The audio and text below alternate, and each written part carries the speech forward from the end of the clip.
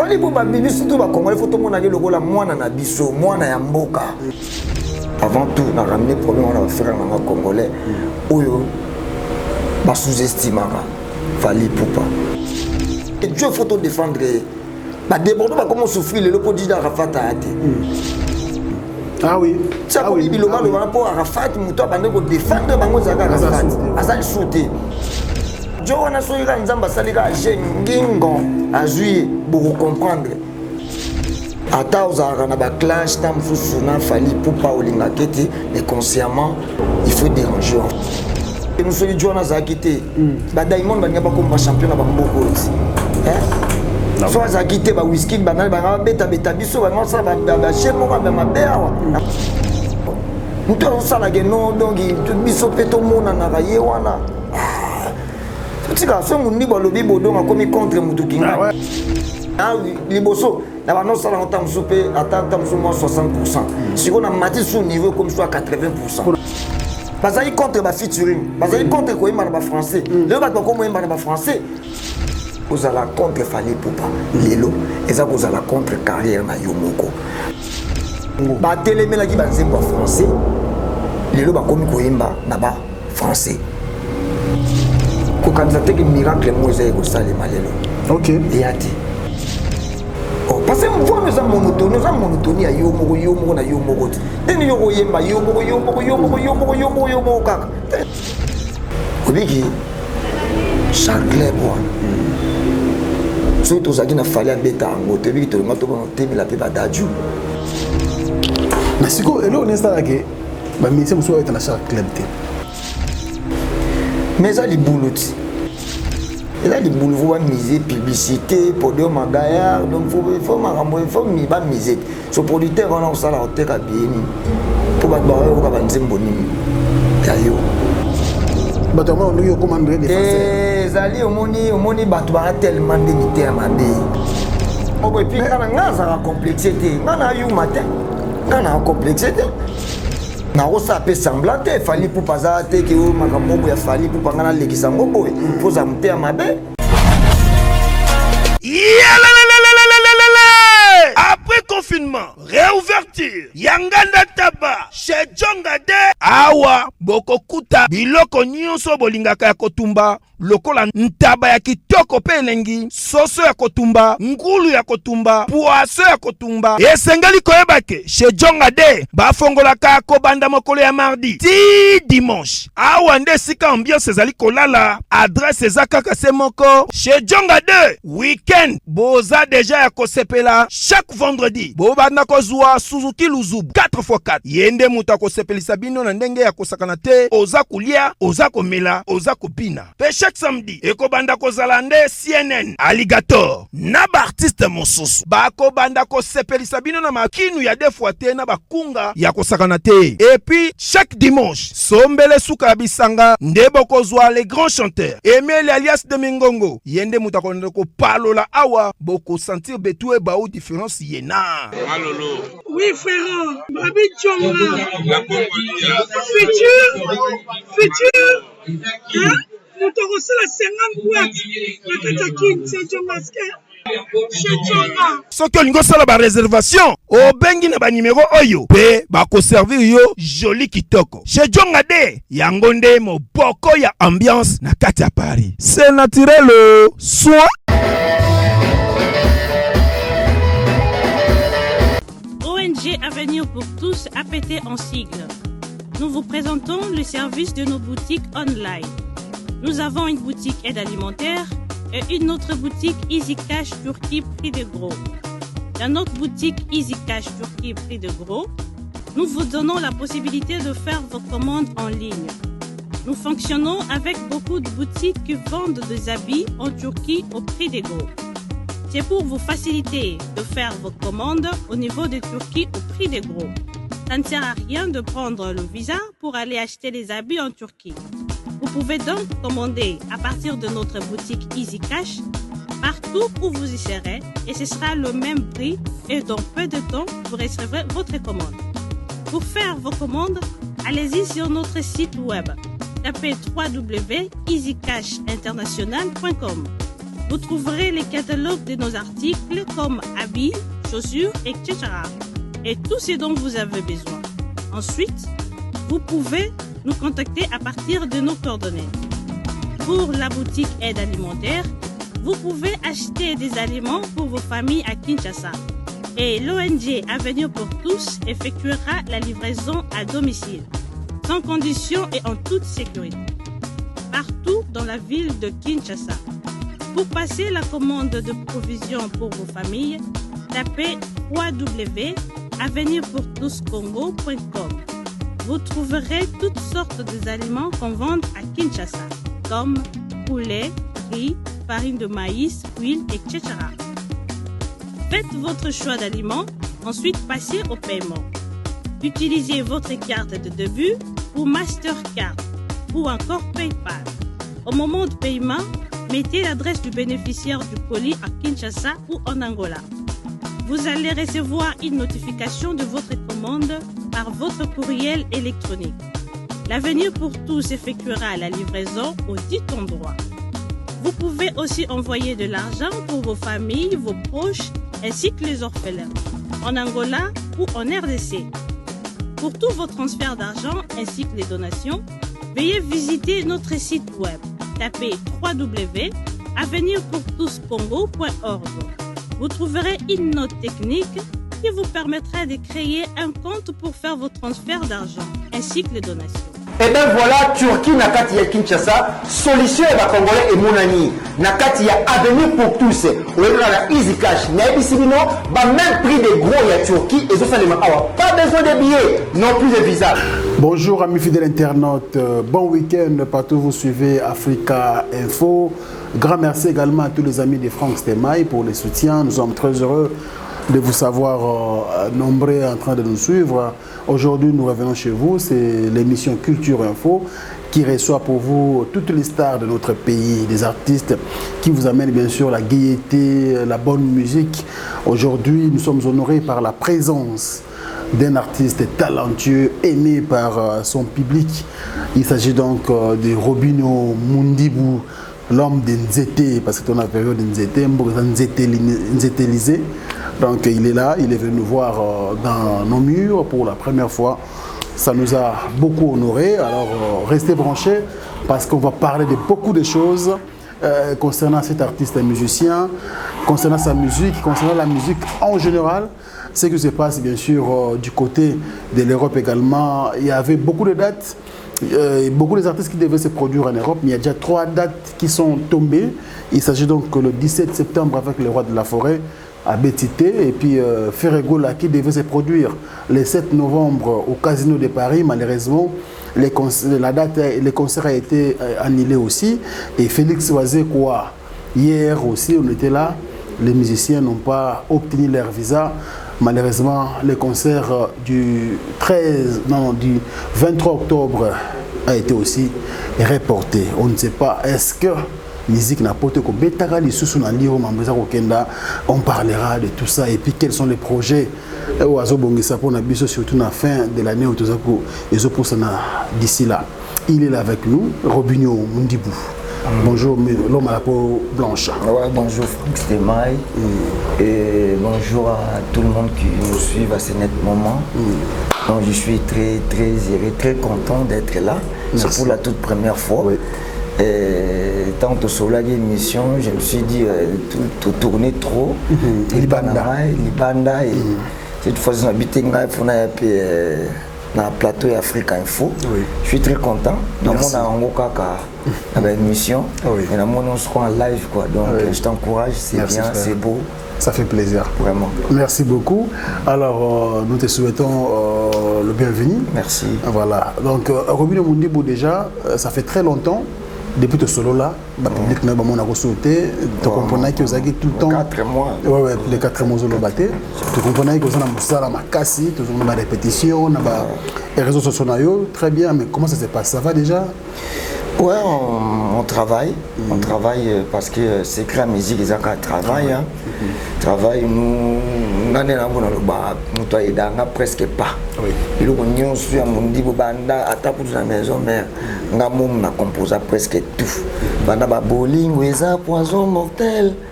Kosala kablangue était na bolingo. Ikokiko banda wana ti lelo ti banzete tout ngamou na composa donc c'est très bien et ce n'est pas facile donc ola la quand la mou qui créer badlo mou ba sepela nango il faut beaucoup travailler travailler donc yango to pasara mingi battant na biso na ba répétition soki ya kosala ate on force pas to force quand na ba répétition. Très bien, merci beaucoup. Alors Robino Monde Bunzete Bunzete ils sont moko, franchement, il faut dire la vérité. Purement congolais. Purement congolais. Ouais. Et puis, au salaire, il y a un esprit moko et pour les lots malais, mais tout le monde boîte. L'ange bar les lots. En tout cas, ça va. Hein? On donne une quoi. Non, ce n'est pas ça en fait. Et musique, il y a calcul, musique, il y a stratégie, tu vois. Depuis avant tout, tout à la confiné. Mois de mars, il y a 2020. Et titre souk on a vu ça qui est bien évolué. Na quand mois de mars na moi toujours vivre PK presque PK confiné parce que bientôt là 23h tout couvre-feu tout. Donc moi ma musique, je l'ai toujours dit, ma musique c'est la musique d'ambiance. La joie, l'ambiance, danser dans le fête et tout. Moi, je vois les choses de ce côté-là. Là où il y a la joie, là où les gens dansent, moi j'aime ça en fait. Et quand je fais ce genre de musique, les gens apprécient. Et en mon appel, ça sera toujours Batoukan, Nakambo, il se fait que tout le monde a bar, boîte, moi, Kanga et tout. Donc il y a moi déséquilibre les autres fans témoigner que non ça va donc témoigner parce que pour ma boîte na bar ils ont dit ma fête va toi comme tambo la moi 23h donc ma musique elle est basée trop na ba moment ambiance joie et tout voilà il n'a même pas un complexe à Kolobango. Très bien parce que j'aime ça so na ole canadien na mon ba obi na musique en tout cas et ça me plaisir oui donc vision nanga yango pe na raisonner ka boye et beso kende mais après Robino Monde ba critiquer parce que banaliste culturel mingi tant baloba rumba ndestikalaka banzembo bato bina soki ba maya ba koko ba kofilomide par exemple les amants ebele qui ba futa dialo qui ba verre cassé des beta kala mais abile lo so ba tchango na feti papa na maman ba hôtel ba robina je suis très content ba générique kala au PC ba référence il y a ba rumba au PC ba référence ba tango biso to banana musique était attends to zaï pe bana miki en fait les choses évoluent l'homme qui est comme dans le développement en fait autant que rumba autant que rumba moko il y a 2015 autant que rumba c'est pour dire que oh wana nde umela rumba rumba ya oh wana pe ya kala wana il y a tango biso za quitté il y a tango biso to ye et umela ke autant ya mota na otangelo ba une minute par exemple na otangelo ba une minute wana moni ke zozonga ka ba une minute biso to sana nte. Oh, une minute a fallu. Et puis on a je me rappelle bien maison mère. Je me rappelle bien on a Stade de France. OK. On a concert africaine au Stade de France. Voilà donc ce n'est pas na lobby bon pour dénigrer ba rumba Nicolo mais sauf que les choses évoluent mo qui les a tout motala moi monde moi vitesse c'est comme moi ndenge mo boy. Donc net batwazela trop na imana na fali pour enfin to fandaki to sololi parce que bon petit frère batbazo bolo batoyemba parce que photo yemba aussi boyembe parce que photo yemba parce que imagine toi ce que photo yemba to yemba rumba to yemba nini ngana esa ke veso elinga ida rumba déjà ngamoko boy mais c'est clair na c'est grand soli rumba je vois pas toi et moi de ce côté là. Comprends? Parce que vous créez le monde. Moi, je te vois côté rumba je te vois ba rumba pesa biso ya mbaki toko na mokili mais dans le monde ce total ici on parle de Fally Ipupa on voit d'abord ba titre le cola ba original quand que nous conseils le disent tout le monde a ba eloko tu vois il y a ba titre oyo hein yo oui ça m'a dit que ba titre bongo aussi là na mokili bien que rumba eza tangi midi ba titre le cola ba original ba eloko oyo aussi la raté donc ngape non tala que non artiste ya munene ya mboka nanga eza peut-être tam tu featuring pe ali boso na sala na artiste moi munene ya mboka na biso et loko boso oyo kotika la histoire donc faut non calculer bien il faut bima Afrique et côté ba continent mais sous pe donc faut réfléchir bien donc la rumba est là bien mais ça bien plus mingi pour la communauté en fait moi je trouve que ça musique moi ça limité la communauté congolaise et puis na moi quelques pays à Afrique moi je vois un peu loin tout ça le moroboé et bouger planète Terre mobimba et tout donc voilà très bien. Alors Robilo Mundibou quelque part bato azoloba au sein de la musique bien bato babinaka Afrique quelques pays d'Afrique oui Côte d'Ivoire Cameroun et consorts mais à quand moi tout pénis na Europe baninga bazu badata wa Robilo Mundibou to zeloté qui no public le dans souci à Belgique yo lingana loba nini te mais non aux artistes au beti ba tube déjà kangi aux appels à musiciens bah derrière eux bah na poste la musumu tant to beta la musique et aussi mané to beta lelo aussi moment ko comme si nzete te lo mo ngongingo ngo le fois za ina vie na Fally Ipupa en tout cas donc abeti ngongingo ça va mais tant on a bimisa nzembo na ngamo na bisa ki goûter atikala ko yemba moté donc dans mon ngongingo abi c'est qui ça sali moins fort morobo donc moi misu morobo ça donc voilà toi na moi misu ko mona ki et là on a bimisa muta batumbongo pamba pour rien na on sala makamo boti et tant ya pena ba vague ezana vous en prêter te ngate nazolo ba makambo eza vrai en fait vague ya nanu mokile fandi na muti parlons ngolo bani Parlant il y a le baquet non ils a bateau ba bâtir ba date mikolo ils a moins risqué donc monter ba conseil de belé comme kaka moi ba visa compliqué ba annulé ba salibo et tout donc il faut bien voir les choses en fait pour moi je conseillerais aux artistes congolais il faut bien voir les choses sinon tu beaucoup de ça va producteur ngana ba moi j'ai des contrats nana ba tourneur bazali moi ce n'est même pas ba production avec obeta na salle moko na ba tourner na Europe ah mon dieu on a ko la kisao na nini ati entre on a ko la kisao moi j'ai des contrats en fait dans Mathieu Mabozapé Mathieu avec Mickey j'ai des contrats la musique ce n'est pas au même groupe au trafiquer maintenant même groupe la musique c'est vas-y joue d'abord mais Congo il faut prendre donc Sakuba wana drummer soliste à télé mais avant tout c'est d'abord toi en fait mais avant tout c'est toi d'abord on s'appelle Batu non là tu vois parce que on s'appelle Batu là tu peux pas y na bango tala mais Batu a sécurité oui musique na ba réalité on s'appelle plein mais Batu ba se retrouver na bango tu peux c'est un spectacle malongate donc voilà il faut calculer tout ça et ça te ga o memaka Batu ka o menga Batu boye ba ke no beta kaka et tout et ça moi risqué na lo bango na lo bango na biso Batu ba annoncer ba concert na année oyo pour payer ça raison. Comment on a dit ça va vague coronavirus phénomène combattant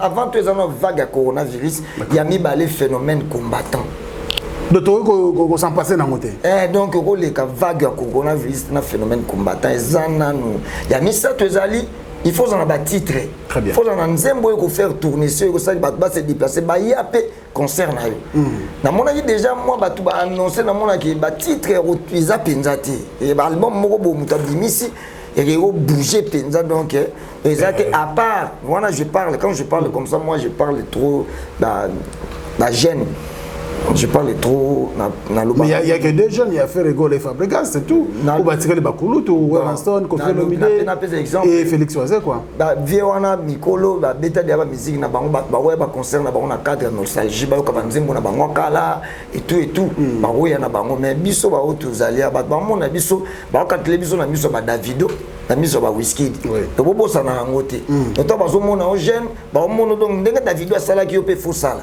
zo comprendre ndenge Fally Ipupa sala ki yo pe faux sala vous comprenez donc il va calculer jamais ndenge we rançon na sala ki to pe Koffi Olomide sala ki ndenge yo faux sala bon non bango basi ba sala pour venir ba beta ba bercy wana ba beta ba stade de martyrs biso to wana na makambo sala alors il faut bien calculer, il faut bien la bien fait. Donc il doit annoncer concert mon producteur a moni que ba billet zoté kamaté et comme remonter la kenon dépenser mingi, c'est un budget. Les gens bon ba na ba crise. Comme toi nous ça paquet à tirer là, un bon faute là en fait. Et là vous voyez ça ba tout concert ça mutu faut en a tube. Faut en a titre mon ba ebi ke ba ya to ke ndoko bina, to ke ndoko yo ke lo. Non mais sans polémique quand même. Bateau badette en tout cas sans au moins que je me trompe bah on est sur bana batube na ba jeune autant voilà so tu par exemple ba Yamado on est batube binza Afrique binza monde non musique à mikolo nostalgie até ba jeune ba bobo meka ko sana ko kanza te que non pona betaka nostalgie até ba oya ndengo zo sala dans les présents vous en zembo mo zo beta trop kena moment wana nostalgie tika na ba vie na biswana. Ok. Donc, l'équipe de 6 mois, il donc, ils avaient la vitesse, c'était Internet. Donc, tout va comme ça, tout va comme ça, donc, c'est devenu un peu compliqué. Parce que je suis réaliste.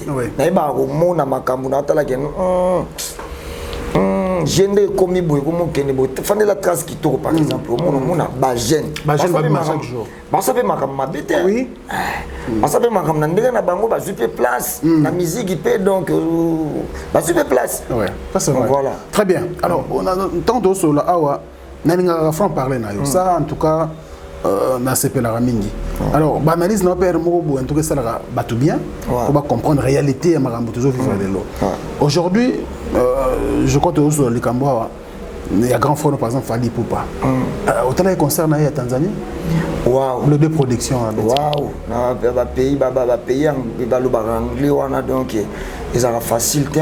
Moi j'ai été une fois à Kenya donc pour la toute première fois bon na ça la show na Uganda na la Kenya donc na vivre des mots expérience ba pays baza ba lo ba moi anglais il y a facilité mboka osa nona ba pays mboka msusu ba lo ba français et ko le kanango ba yo ka français ya moi pembe na lingala et le kanango mais net tu vois en tout cas donc c'est à féliciter surtout dans un moment boy.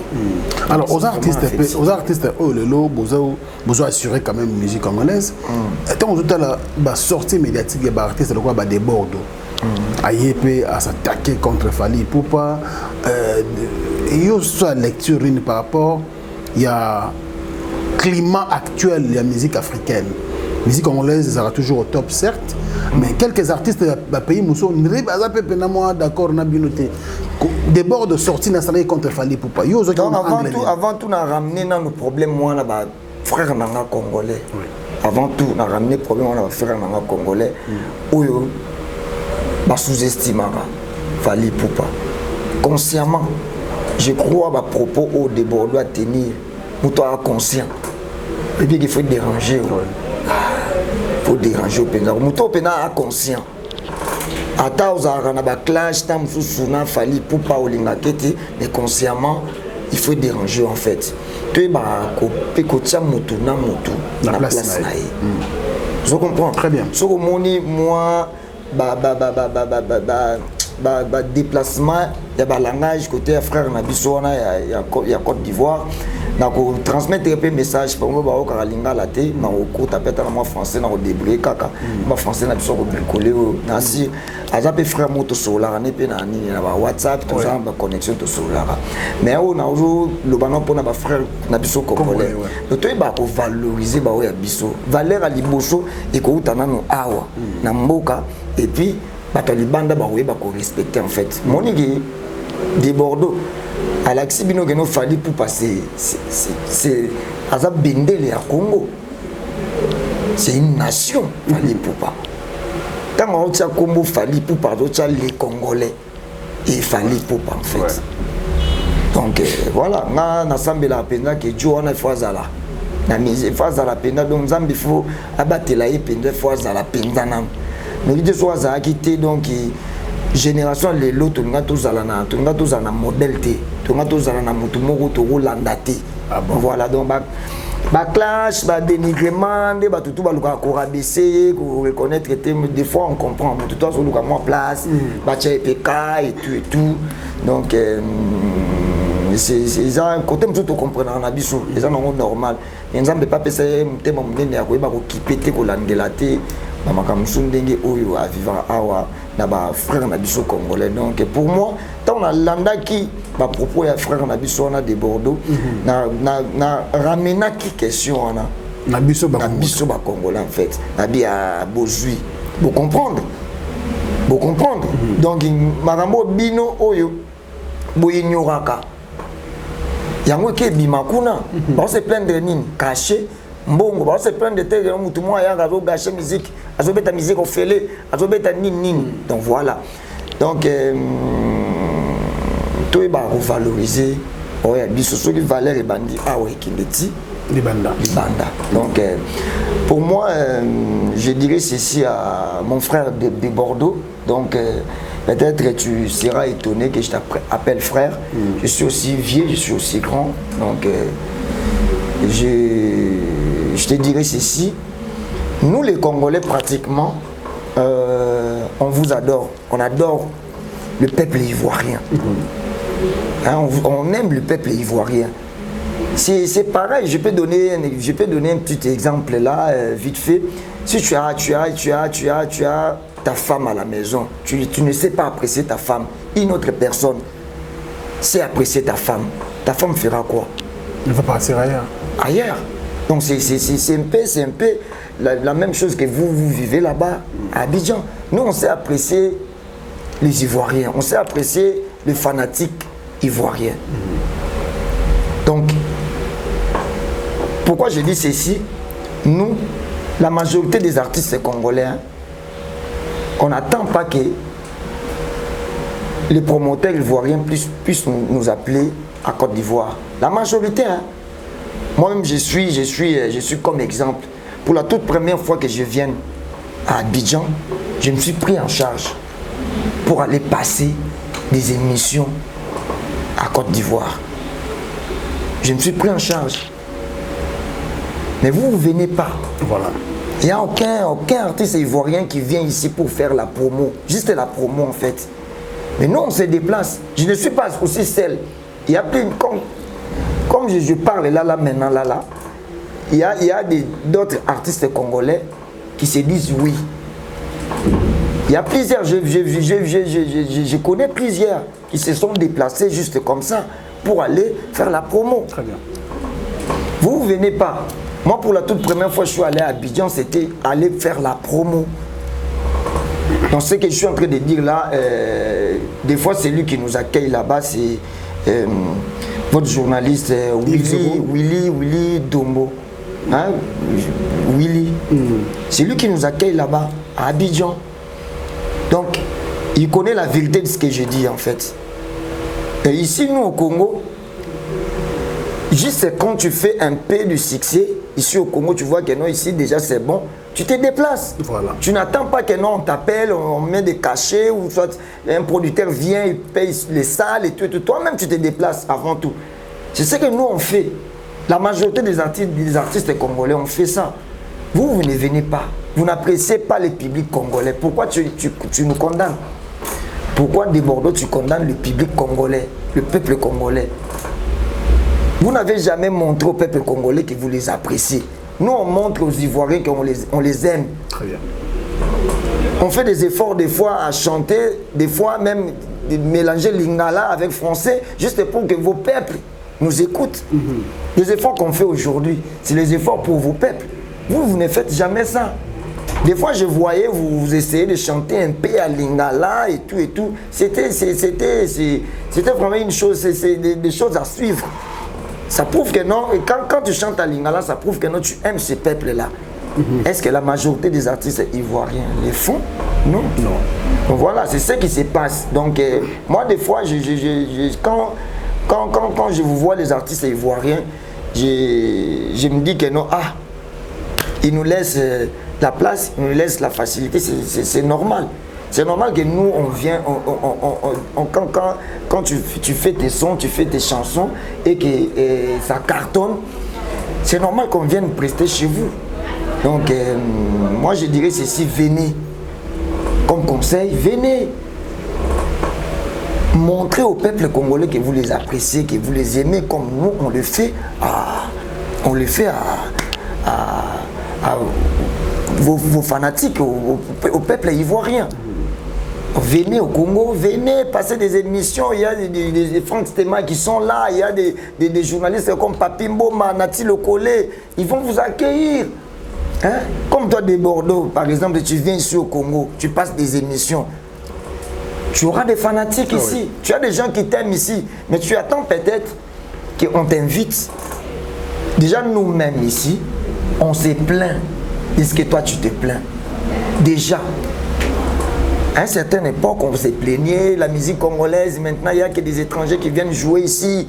Hein, les producteurs congolais, ils misent tellement de l'argent sur les artistes étrangers qui viennent jouer au Char Club et tout et tout. Nous aussi on s'est plaigné, mais quand même, on a fait des efforts. Oui. Les jeunes, on a fait des efforts. On a dit que non, il faut se battre, il faut faire des sons qui vont cartonner. Et puis voilà, aujourd'hui, on s'est plaint plus. On s'est plaint plus, en fait. Donc déjà, nous ici, on a le problème de production, si tu ne sais pas. Déjà nous-mêmes ici. Chez nous ici, il n'y a pas de festival. Franck, je ne sais pas si je me trompe. Oh oui, vous dites la vérité. Hein, on n'a pas de festival. Mais chez vous, chaque année, il y a des festivals chez vous. Chez nous, s'il n'y a pas de festival, il n'y a personne qui met l'argent pour faire un festival pour que les jeunes jouent. Chez vous, ça se passe. Chez nous, ça ne se passe pas. Ça ne se fait pas. Parce que l'infrastructure congolaise, ça souffre. On a déjà le problème d'infrastructure ici, en fait.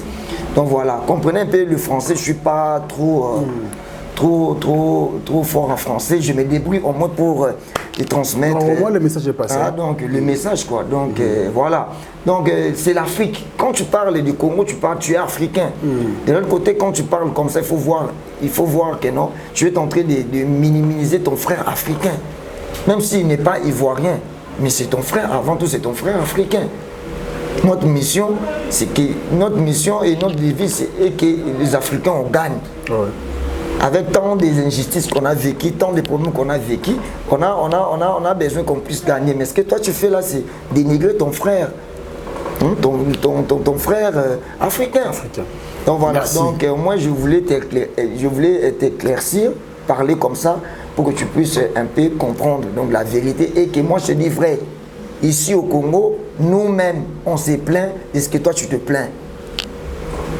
C'est la même chose. Mais nous, à part ça, on a compris. Ah, si chez toi on ne t'aime pas, cherche ailleurs. Voilà. Ce que nous on fait.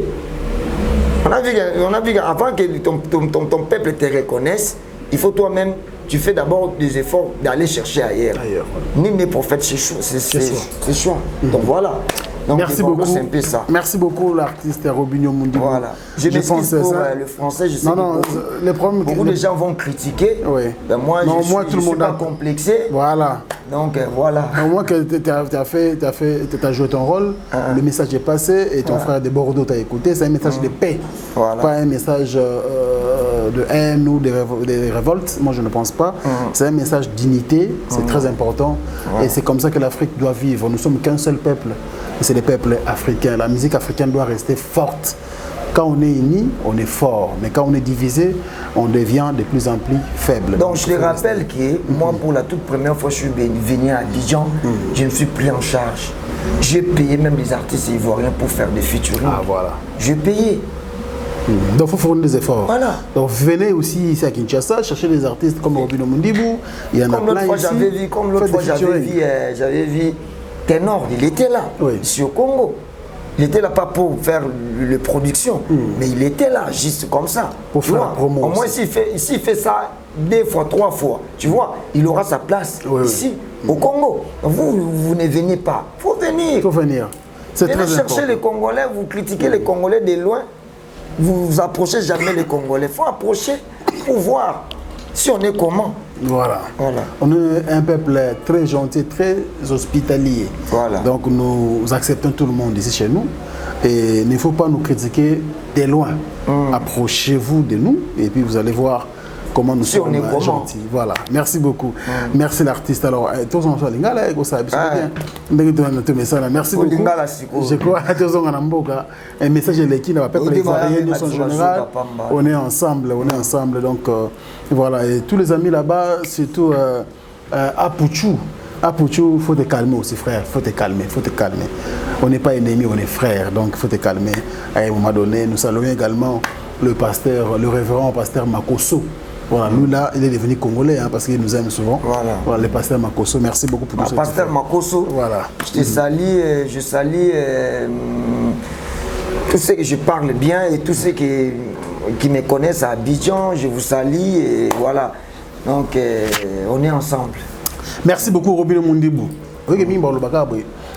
Pour que déborde à l'obéli fallait yangoyo aujourd'hui yango énergie makasi boye aujourd'hui yango temps pour ezaka fali Robin. Mais on zongo bongo et puis je m'en yo mabeno yango yer mo boye aussi zongo et puis ngana complexité ngana yu matin ngana complexité nga sifuna ya kuluba likambo na kana kiteke yo kutuna nga makambo nga satanda kite so il na répondre nga saka direct de ba musu ba osala direct na nga sa direct mo pe na répondre nga na émission na yo na osa pe semblant te fali pour paza te ke o makambo ya fali pour pangana lekisa ngo boy faut za muter mabe il faut za muter mabe likambo pe ba ivoirien peuple mo ba lingaka biso ba on se plaindre.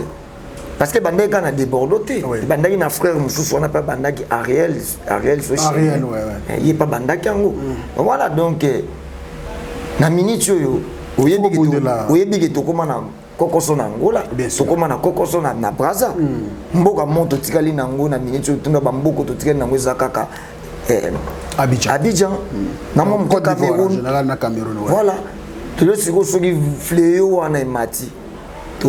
Donc comment que les Kango oui. Et ça faut na biso de la ba effort au biso ba. Bazo reprocher biso nini ce qu'on comprend parce que tout le blague de bordoté en tout cas on dirait pas payer belé ba comment commander moi contre na moi tima contre biso parce que les Congolais tout le peuple mo très béni mais tu es ba valeur na biso té.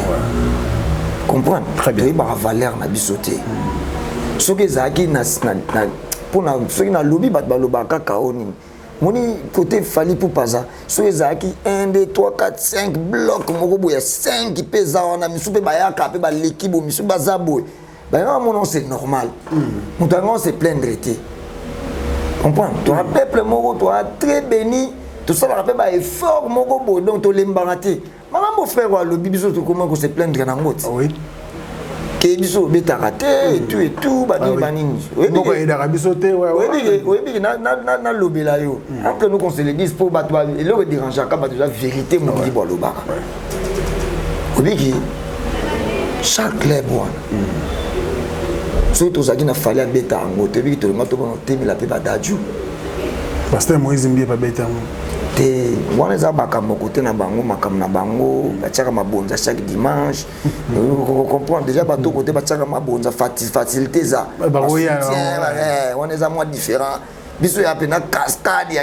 faut donc fungo la porte non ba kota plein salle manon producteur pas leli producteur kuna kanga porte na funa tela ba billet artiste kuna me ba dubaye funa ozomona oui malgré père fungo la porte en OPK toujours ça la PKT vous comprenez au moins les autres attendent moi grâce moko boyake mutu moko boye azo protéger biso pena so ki na biso so ki azalaki te makambo esalemi kuna ezo ke ba se plaindre na Abidjan biso de moto ba notelemela ba gims na ba daju pe andeni bango ba uta kuna ba ya kawa ya beta nini comprends tellement poto zakaka na mutu moko ya biso pe a mwana kini mwana Congo mwana bandala bito na ba quartier latin azapeka mission pe ka lokola biso asala yango nomoni bombelama na siko elo nesta ke ba mission so eta na chaque club te mais ça li bouloti chaque club il faut déjà monter producteur a tchela bon faut pas miser yo mo sala moto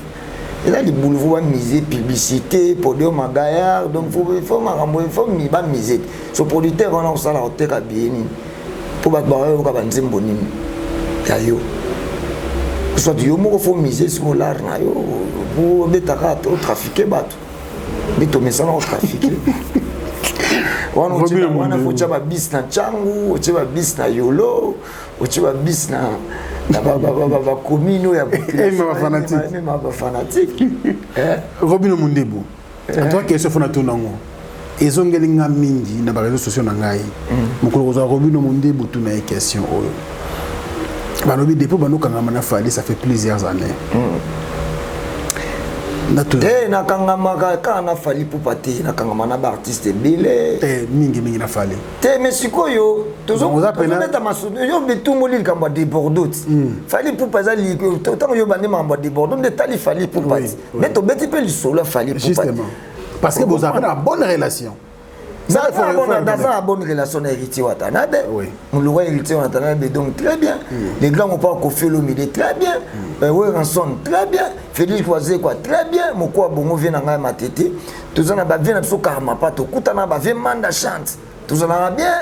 Donc, mais pour une relation ticket, on est à Fali. Pour une relation à Fali, on est au commandeur des Français. Zali, au moni, batouara tellement de mité à ma baie. Aux hommes, tu as tellement mité à ma baie, trop. On tous ensemble quand vous avez photo kumisaka et abisso. On comprend?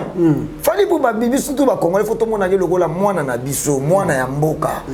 Comprendre? Mon parent mo bosso que vous na mwana no moi ça fierté na ça faut kumisa eti. Vous comprenez? Très bien. Mutuna mutana tourna tant so ba mundi bu pe lobby na koleka pe fali pupa. Ba bezo bendete. Azo pistonner yote na banzela ya leka. Kase nga za bezo pistonner nga. Ngamona za na boya soutien Robino Mundi na boya piston na lokuna kumisa ke pona piston te na kumisa ka epo azam na zam de réaliste na holo ba makambo eza vrai na yako fanda pona sa marketing na yete mais na déranger rendinga en fait comment na comportement ya ba frère na ngam sou congolais vis-à-vis na e ah conseiller des entre nous celui Jonas a quitté ba Diamond ba ngaba comme ba champion na ba mboko soit za quitté ba whisky banal ba beta biso ba ça ba jemo ba ma beawa na mboko mais alors nous tous ça la non donc biso peto mona na yewana tika so mundi ba lobi bodonga komi contre mutu kinga ouais yango ndeka zongela ina tuna epona ni bato mususu ya monaka ata basali nzembo ndenge ni ata beti concert ndenge ni ndo Robino Mundi ngana comprendre azo kaza lobata mais alo ba bien kutu mikolo nde na komi boy na liboso na ba no sala ntam soupe ata ntam sou 60%. Siko na mati sous niveau comme soit 80%. Pour nani magambo na moni de Bordeaux sali kunako. Je comprends. Na comprendre sous grandeur na habité Dieu faut te défendre. Ba déborder ba comment souffrir le podi d'Arafat a été. Ah oui. Ça pour biloba le rapport Arafat muto ba nego défendre bango zaga Arafat. Azali souté. Musique na bango koti galère. Yango ba komi ko luka simba na Congo bo bachaka banini. Et que ne moi bongo. Ne comprendre que oh ya biso na photo batele po ye muto bimisi na ba rapper ba yoka bango. Est-ce rap to bana yoka rap na mboko. Rap na mboko. Oh mais ba rapper qu'il faut ba comme ça rafali. Na mboko ba rapper so ba zoyoka bino bo ni marafali. Ye muta bandi makambo ko yemba ba rap. Aza boyi rumba na musique na bino. Azali kwa osimba biso boya osimba koto azokende na bino boti ba ndimi rumba ndimi rap à travers ye. Des bateaux comme yo cabino pe na cadre nostalgie. Ah oui hein. Vous comprenez? Donc voilà, muto abunda bunda pour musique en kende bo en tout cas tout ça contrer. So ça contre Fali pour ça contre yo moko. Vous comprenez? Bazali contre ba featuring. Bazali contre ko yemba na ba français. Le bateau comme yemba na ba français. Donc on ça contre Fali pour ça contre yo moko, contre carrière na yo moko. Et ça te na fandi bona oloba bona za yuma te na vrai noko na beta ba concert na ngai ça ka ba plein ba yakaka banzembo na ba yoka ngo miso na miso bientôt là 25 millions et c'est na za yuma il y a un million de vies qui quand même misaka ngambo ya ngo ça ngati fona kumisa ngo ça nga Donc la génération nanga so ba tanga batu na Congo ba classer nga pe place moko boy. Ba tanga bato ba si ba laisser barre ya boy. Il y a 20 millions de vies. Nanzembo moko. Nanzembo moko ba otsa ba classer nga. Ba ko longola ngote mutu na zui mutu tam fu 4e mutu. Ba ko longola nga zate quand même fona tout à tolo nango. Mais quand même donc tant naza o naza mais nazo ndima pe o eza. C'est la même chose na ba frère nanga tout. Tobatela wa ya biso papa jo wana so ira nzamba salika je ngingo a juillet pour comprendre émission bobo mbango Robino c'est tu comprends les tini bartiste basé belé mais tu na bartiste belé na lobby no boko comprendre c'est basé belé mais ba discipline keseni jo wana fanda kana za discipline na ndenga mukete en fait ah ouais bartiste basé belé ba talent c'est belé mais ba discipline keseni très discipliné. Donc voilà. Donc il faut on a ça l'occasion wa mwana na biso ya mboka. Biso wa baba congolais to wa ba parents wana biso il faut tout défendre tout battre la ngo. Pour buzobe utaka libanda te. Je comprends très bien. Donc il s'appelle Robinho Mundibou, un artiste qui ne met jamais sa langue dans la poche. Il réfléchit et il parle. Quand il parle, il dit des choses qui peuvent déranger certains. Mais en tout cas, des choses qu'il dit ici, il faut... Oui. Cause à la contre Fali Poupa, Lelo, et ça cause à la contre carrière na Yomoko. Batelemela qui banzembo français, Lelo ba komi koyemba na ba français. Batelemela qui ba featuring, ba comment on luka osala ba featuring. Comprends? En plus concert sous qu'on a fait ça bino artiste congolais. En tout cas père au bimisi album nous avons featuring ko kanisa teke miracle moza ko sale malelo OK yati OK ate barumba rabo te yati mutu nyo so bimisi album na année oyo ti anezo ke na ko sila ti to kota soko za na featuring te na kati ko bimisa te il faut s'attendre ne lo te en fait oh parce que moi nous avons monotonie ya yo moko na yo moko te ni yo ko yemba yo moko kaka te za la rate ngana sibira ngo to na sali misu na misu ngamoko bina nanga ngamoko goûter ngamoko na te keba ekemabe lokola mo ba collaboration ba featuring ezana no ba frontière za ko kanga animateur kota nani kota moni zete za ba technique ko kaka na opesa ba frère congolais botika ba kiteti yo moko na yo moko za monotonie ba to ba ko souler ba to ato emba lokola ange. Bah prêtre besoin ba danger ba bimisa ba ama danger ba na ba énergie danger ba ça ba featuring ba oyemba na bato yo bimisa album na odi début la faire ta featuring moko ya te ata moi 2-3 ya te o s'attendre na nini. Très beau conseil. Je pense, merci à tout le monde qui nous suit. Ça, c'est vraiment un artiste ouvert d'esprit. Et ça, la vie s'ouvre bien. Merci à José Moulumba. Merci pour le soutien. Merci à notre maman Béni Pendamoulumba Barcelone, maman Raven. Le temps d'artiste, mais la moi, ça la rabisse bien. Parce que vous savez bien, quand on est à Robinho Mundibou, c'est la chaleur. Le plateau chauffe, ça fait du bien. Merci aussi à notre maman Mercico, l'unique et la seule première dame de Lausanne, la maman de Ridge Andiloua, elle n'a pas comme les autres. Monté ma ville de Bisogo Belisha, monsieur le président Père au sol, je n'oubliais jamais. Ma mère Nabiso, Gisèle Matota, Alain Dinamo, l'homme suppose agréable Bogat Tinapoche, maman Janissa Mbakundi, sans oublier Diesola, London City, London, je pense à toi frérot. Merci aussi à Nechapine de Plein de Grâce et puis. Voilà, tout le monde, hein, je pense à Médé Mackenzie, Poutine, Bandeko, tout le monde qui travaille le monde, vient en Boutalombi, clin d'œil spécial. Avant le Congo, Babi, tout le monde a été des mesures pour nos artistes. Ils ont village Chantemba. Babi, ceux qui ont bêté en moté, Tondi, Kunande, Bazo mesurer la force. Tala niveau Tokomi. Au niveau Mabé Tala niveau Tokomi. Ngana fandiawa oyesanga village c'était mais un niveau toujours mesuré unité de musique. C'est ça les boulots peut-être. Autre là-bas artiste congolais. Mais ça fait les boulots. Mais là ça le village c'était pas 3 fois.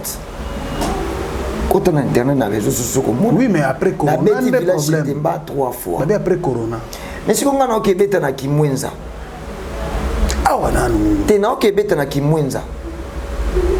Côté ba Pakolinga. Na okebeta. après na kobeta na Kimwenza na kobeta na Nchangu. Côté ba pakolinga na ki obeta. Si ça a temba ngoti.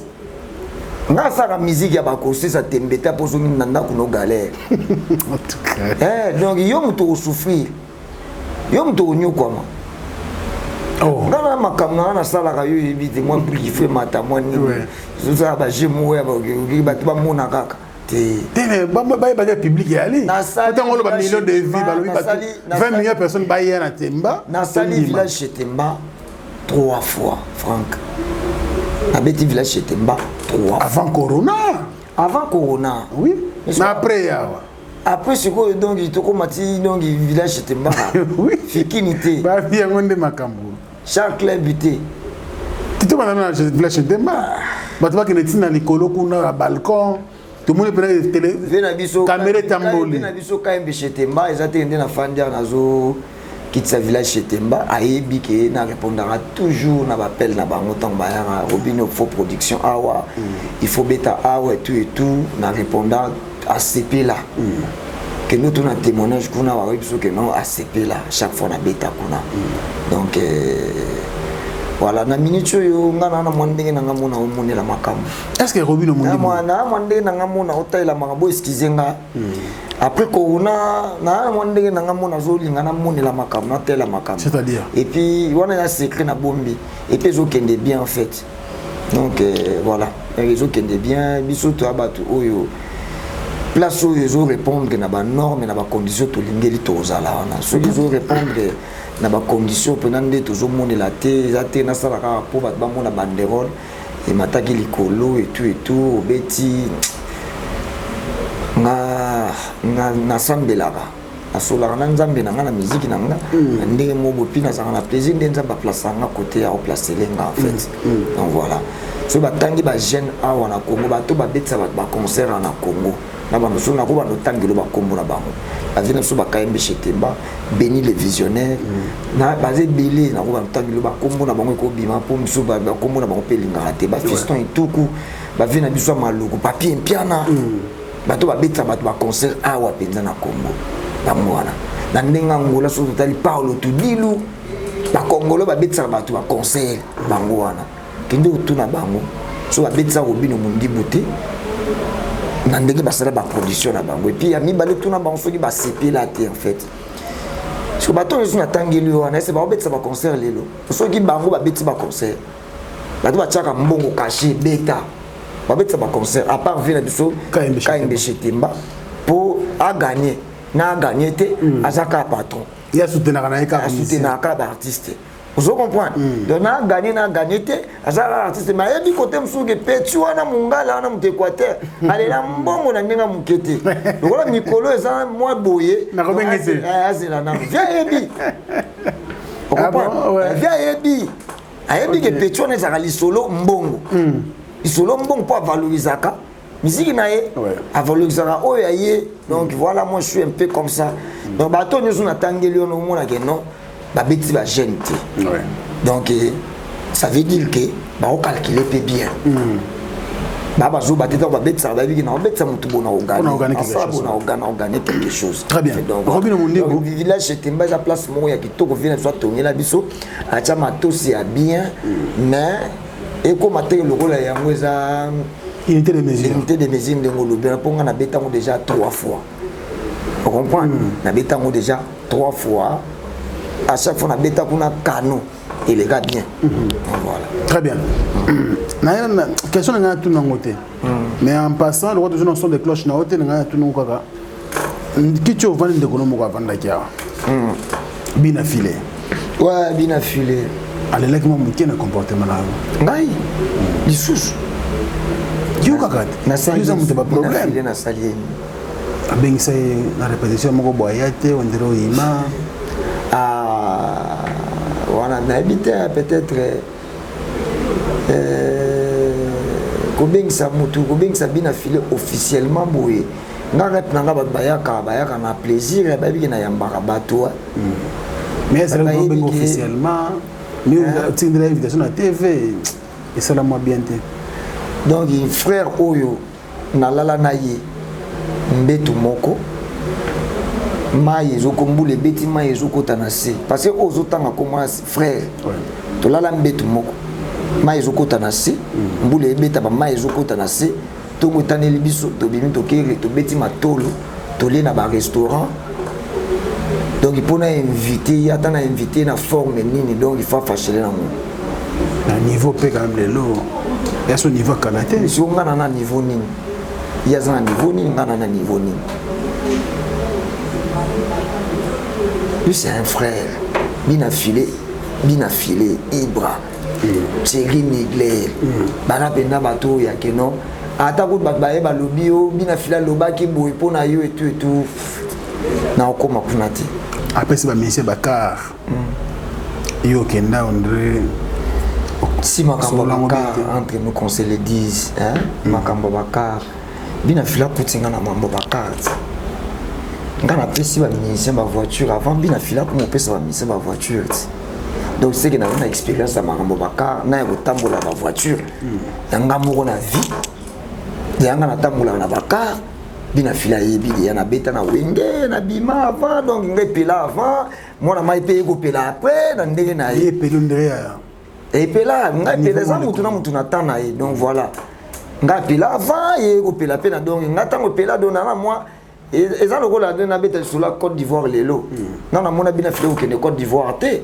donc so ngam na expérience à Côte d'Ivoire na ko betele ke kuna boy donc ça veut dire so na beta mambo Bakar ata yo moko personnel ata ko sombi la musicien de fois tia matoi ayo ka ko zongo mabete zo comprendre bato bazara tout autour na biso bazaba travailleur na biso bat miso ba kontara na biso pour ba vie na bango ezala bien en fait na beta na wenge musique à maison mais oui na pelanga carte na zo kutu car na ndenge na nga na zo Bakar kutu na ndenge na nga donc affaire matière à Bakar et hommes ça va te belé na sima na vie entre nous qu'on to voiler ba fast en fait na o kabeli mutu $2000 yaya ça ah non sur la pena quinoa non sur la congolais en fait na o kabeli mutu $2000 na o kabeli mutu car na tu tapes sur $2000 na pe sur car moi en valeur à $2000 au préféré joani $2000 non pour dire $2000 na ko créer activité bon na ko ça le loko boye to na lobi na lobaki bongo ça par rapport na zana ba musicien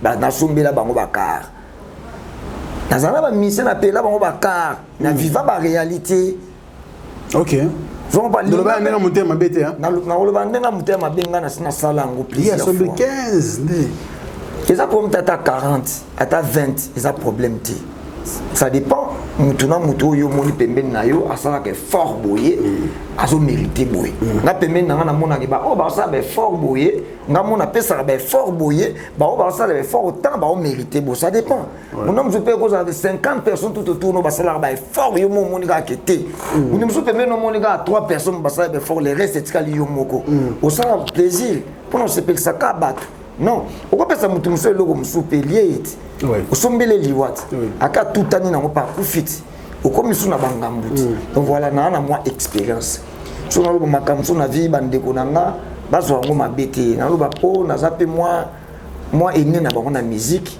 hein na moi aîné na bango na musique et ça on va on appelle exemple muloko la depuis ka fa na TV pas zo ba makam hein na pese exemple na oyo ke pe mo ndambuti oui banda wongi avant yo mais alors ana mon expérience akenda pour toi avant on comprend donc na oyo ke mo ndambo Olivier Paul na rêve afin na TV lo makam moko boy ya vie na oyo kae voilà bima de même nanga pe na za mon expérience na ebi makambo Bakar na ebi ndenge zalaka mission soko za na besoin de répétition ba nini pourquoi pe la ke kaka comme qui m'arrête akino ba staff na tamsu pe kufi nango tamsu kufi nango parce que on a dit la vérité musu soit ekoma mundibu alobi su makambo bo musu soit parce que pour nanga défaut na peut-être ça na lobara vérité ti kokon de la vérité ti na kati ya vérité mais toute vérité n'est pas bonne à dire aussi mais la vérité sauf que la vérité aide en fait vérité est d'accord bato baza tout autour na biso baza na droit pe ko vivre bien le longa par exemple na tindi petit na Fabrice Ngabali akino loka vie na Turquie na otini kande kutu ba petit on a moni que non bakendaka non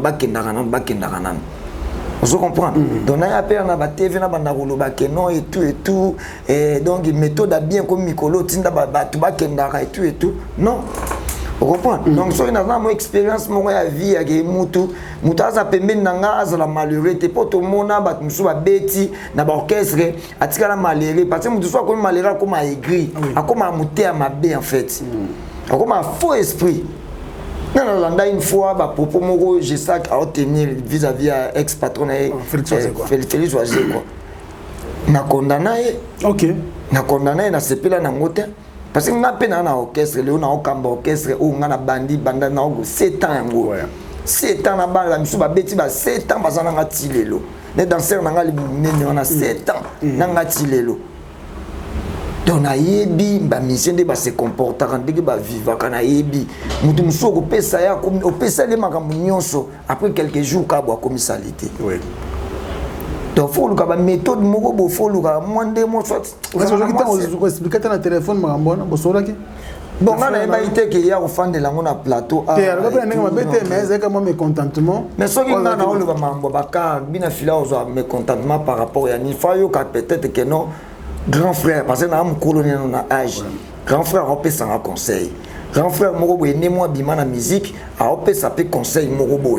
Oui, vous dérangez en fait. Quand la période est rep na hote donc misi magambona ils a sonné que mabé kenda kutu bongo te rep na ngeza elo côté rep na ngeza te ba bengu a wemba featuring ndo été. La répétition c'est la répétition. Ngana to répéter combien de fois? Ya ko répéter na combien de fois? Nga pena ke no répéter na vie combien de fois? Moi je prends les choses comme ça. To répéter combien de fois? Bina feeling ngana to répéter na vie combien de fois? Il y a des choses une fois, répétition, il faut déranger. Combien de fois? Ok. Alors, donc, pour moi, je un frère. Oui, bien que non, na évita. Évita ni? Madame Webele, en fait. Oh.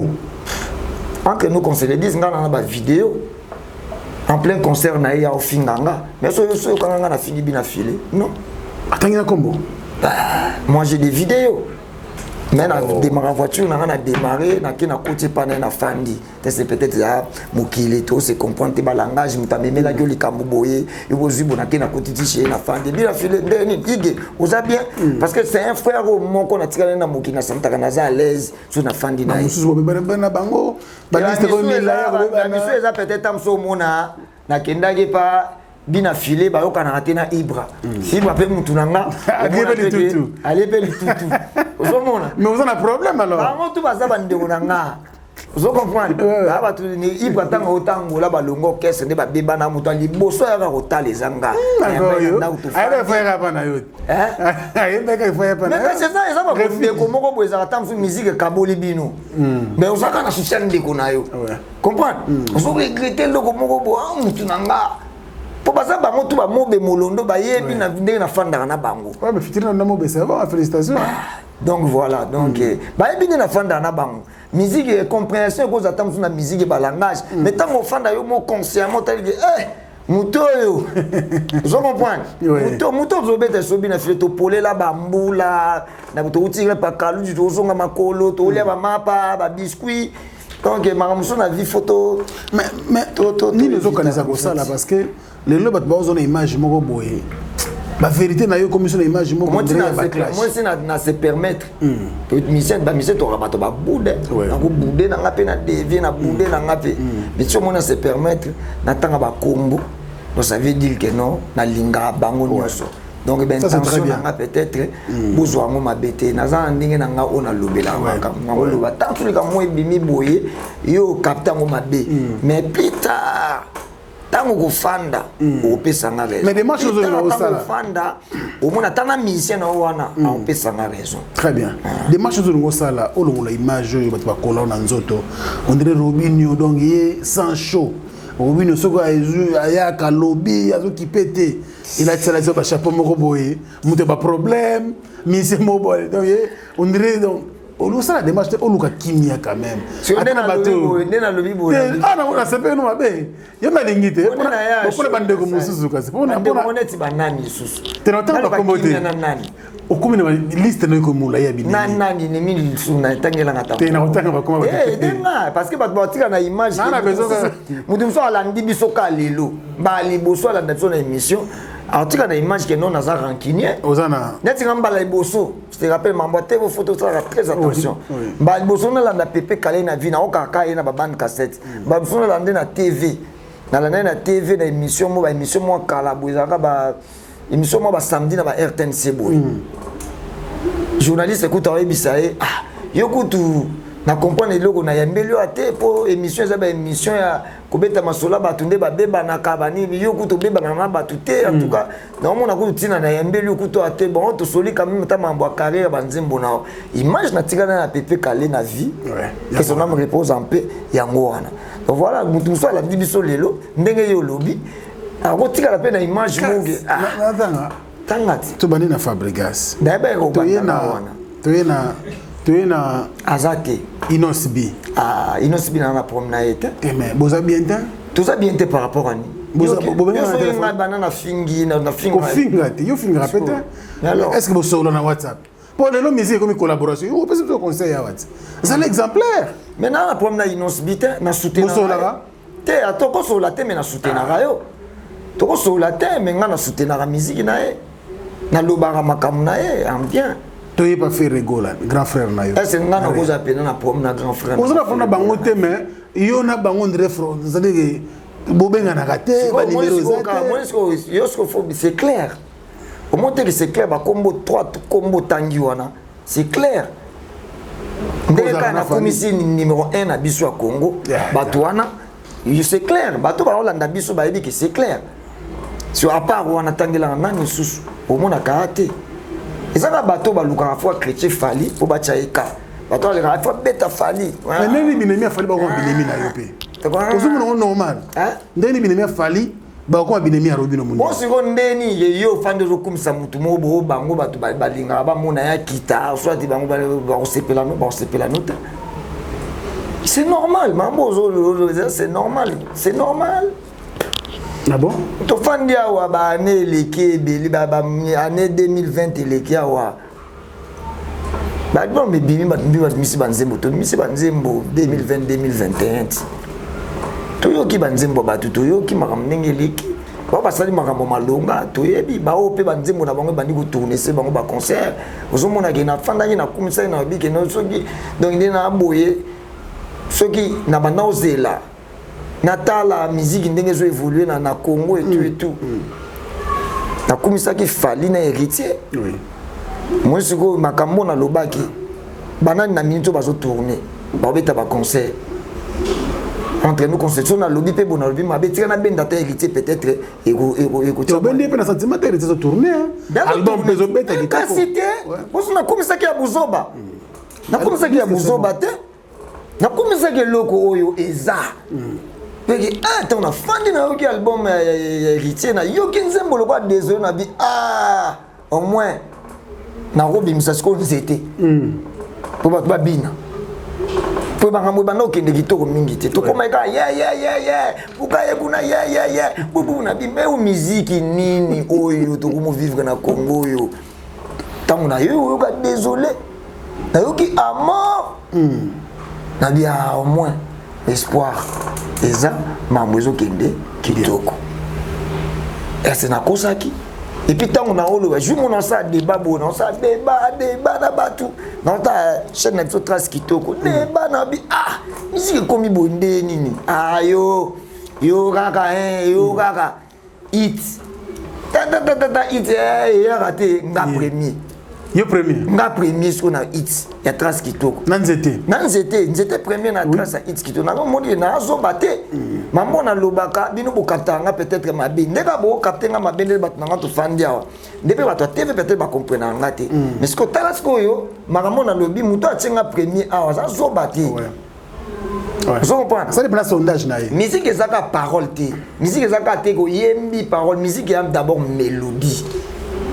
Mélodie instrument ou bah bétu wana il y a monde de musique en fait vous comprenez donc voilà donc na consanité monique non na Hollande ba concert héritier azo tourner ya ki boye ya mati boye ya ke boye ça par rapport à nini par rapport à biloko nga na kumisaki c'est vrai et bandi pe ko monde bandi ko pesa ba résultat nango ya ba concert de même pe na fadi pour ozomona kitang na kumisa ki ozomona ki tobeti lisolo ya Tanzanie awa.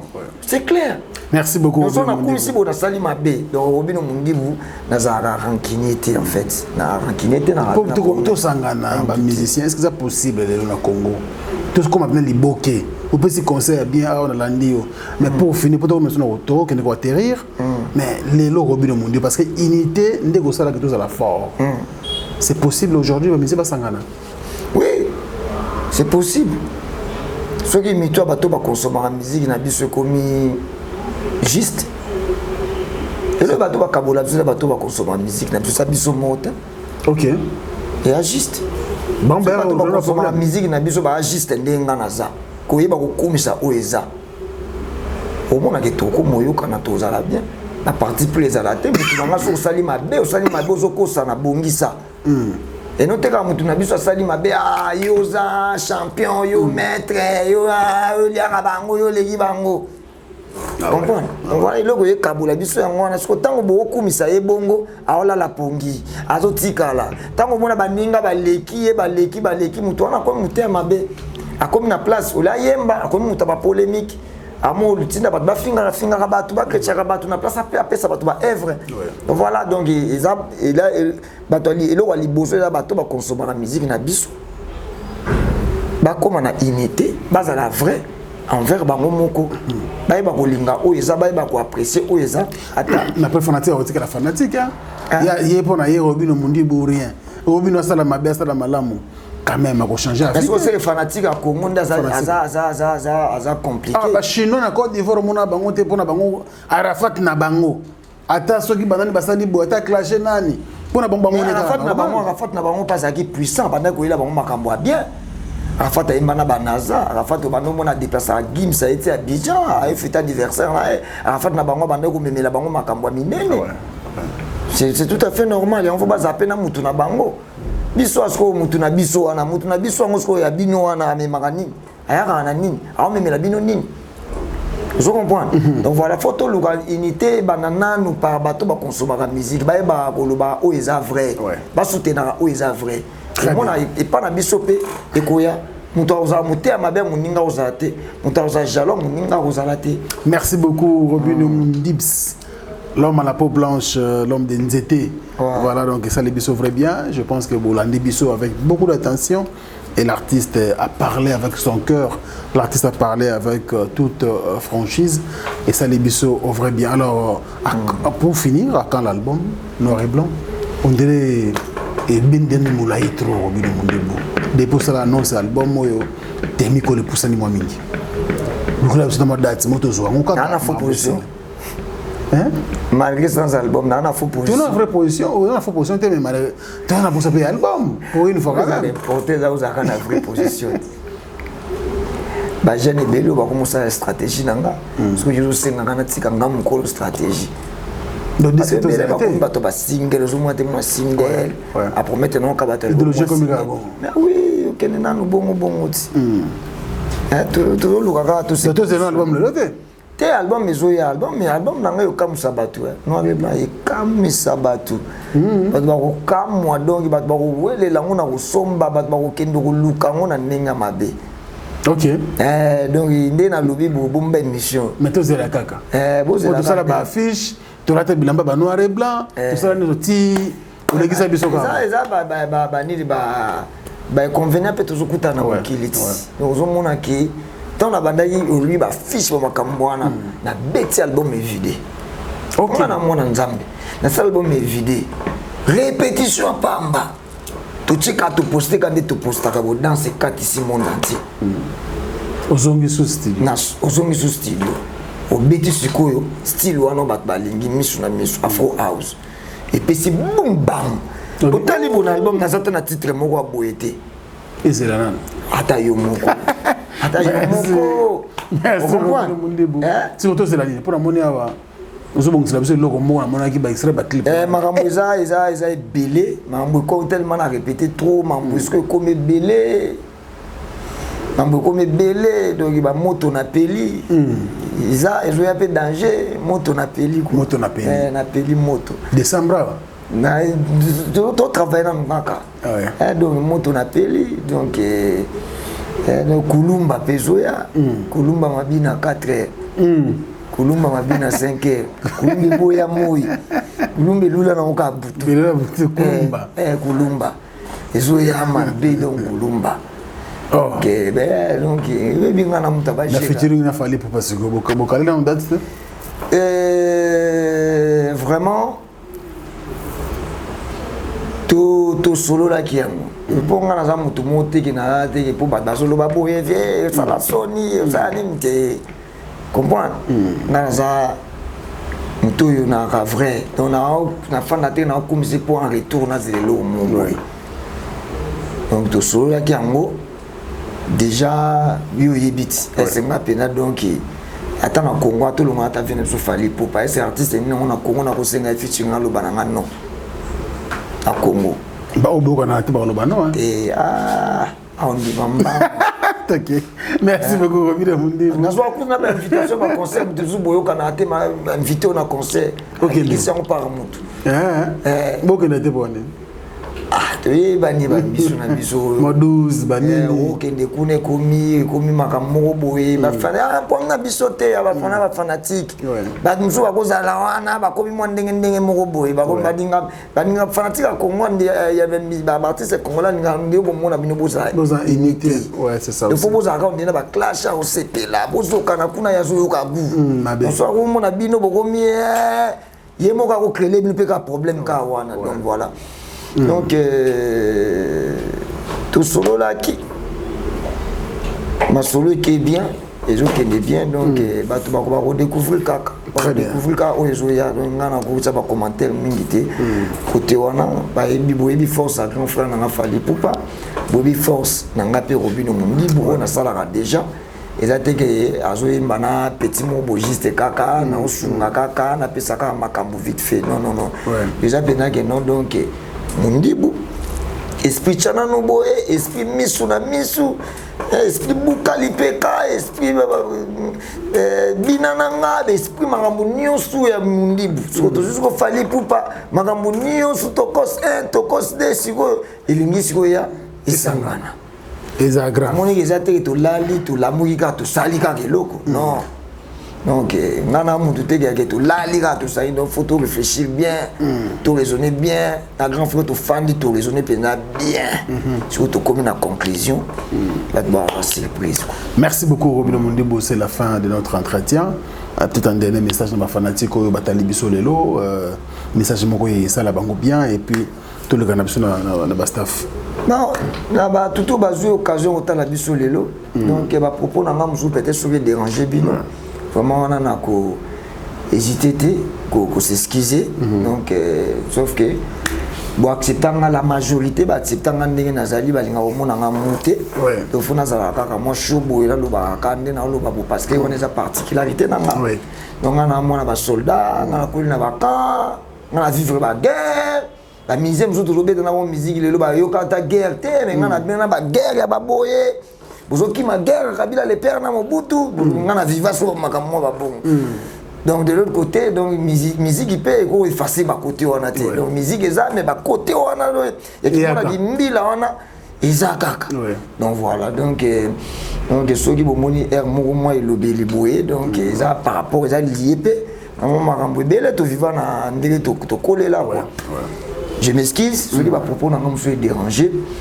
Et bah tu vas continuer toujours à consommer musique nanga titre na mson était et dans la YouTube wana et je évolue bien beaucoup continuer toujours à consommer donc tous un concert moko oyo tokobeta na Kimwenza je crois donc na jui tourneur moko a wala kim alors ça langa auto ça to tourner ne ba commune.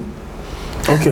Presque tout tournée intercommunale. Voilà, donc tout bêta pena donc na commune presque tout on va pour parler tout autant non désolé quand on to bandina na Kimwenza. Ok. Donc et puis tout kota nchangu to bima donc to tambola penza quoi. Ah ouais, c'est une bonne chose. Surtout que na côté to ebi que non na jui na repesa pe. Voilà.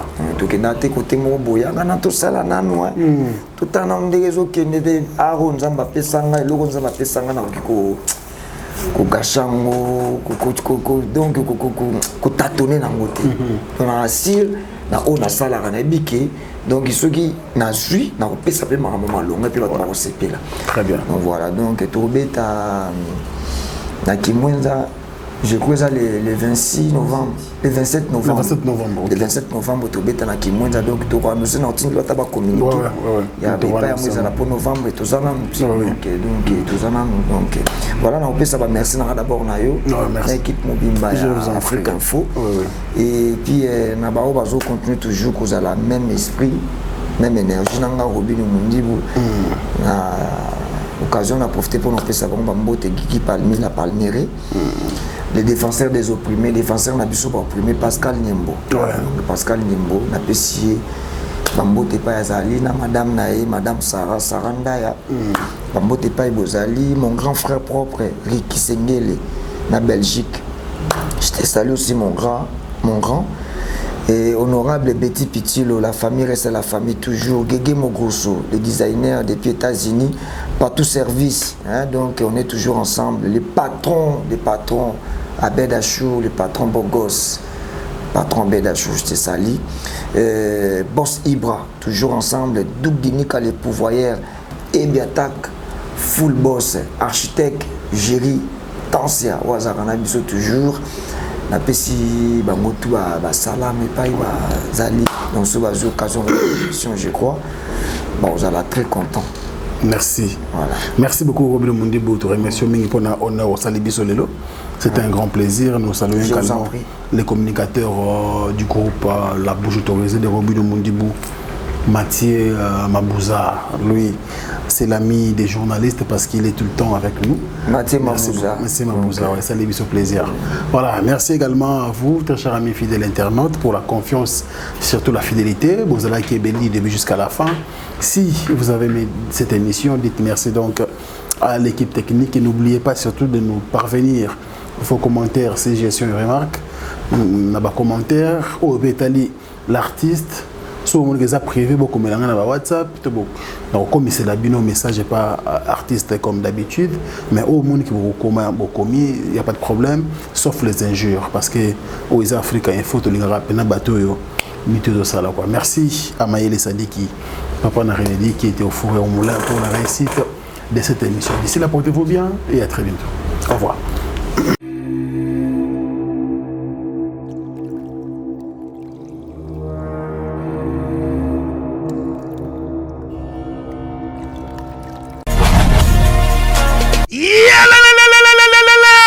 Après confinement, réouverture, Yanganda Taba, chez Djongade, Awa, Bokokuta, Biloko Nyonso Bolingaka ya Kotumba, lokola ntaba ya kitoko pe elengi, soso ya kotumba, ngulu ya kotumba, poaso ya kotumba. Esengeli koyebake, chez Djongade, bafongolaka kobanda mokolo ya mardi, ti dimanche. Awa nde sika ambiance ezali kolala, adresse ezaka se moko, chez Djongade, weekend, boza deja ya kosepela, chaque vendredi, bobanda kozwa Suzuki Luzubu, 4x4. Yende muta kosepelisa bino na ndenge ya kosakana te, oza kulia, oza komela, oza kopina. Pe chaque samedi, ekobanda kozala nde CNN, Alligator, na ba artiste mosusu. Bako banda kosepelisa bino na makinu ya defuate na bakunga ya kosakana te. Et puis, chaque dimanche, sombele suka bisanga, nde bokozwa les grands chanteurs. Emile alias de Mingongo, yende muta ko palola awa, boko sentir betue ba ou différence yena. Malolo.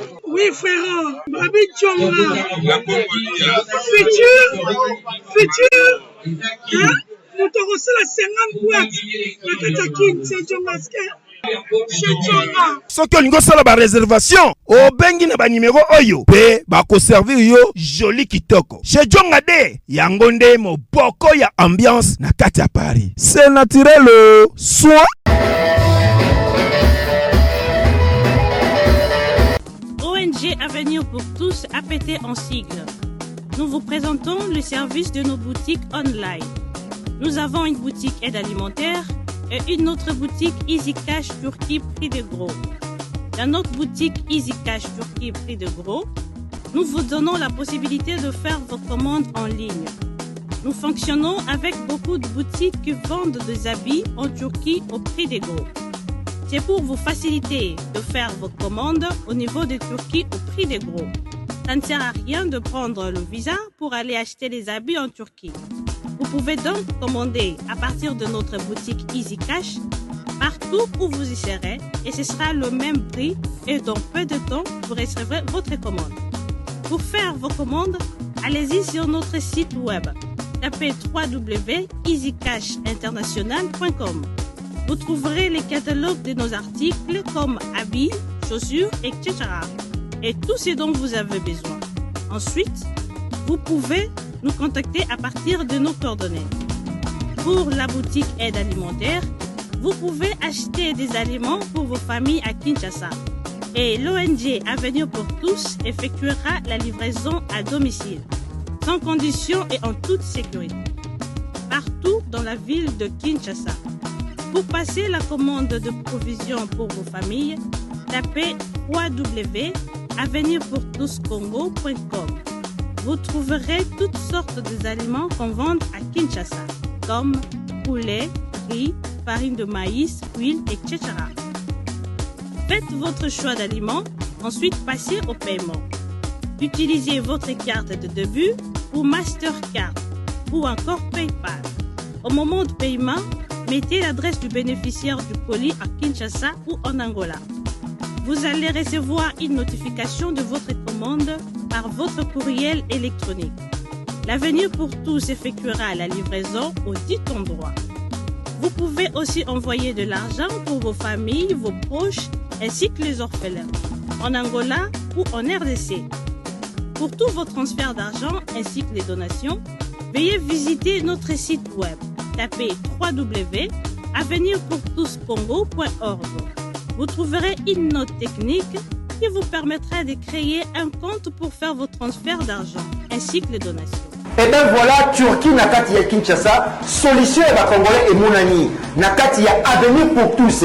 Ou la Easy Cash. N'ayebisibino, même prix des gros ya Turquie et ça les awa. Pas besoin de billets, non plus de visa. Bana Guine, Bana Dar es Salaam, Bana Poto, Bana Mokil Mobimba, Site FM Moko, Afrique Info avec Frank Stemai, Yandankala, Twende.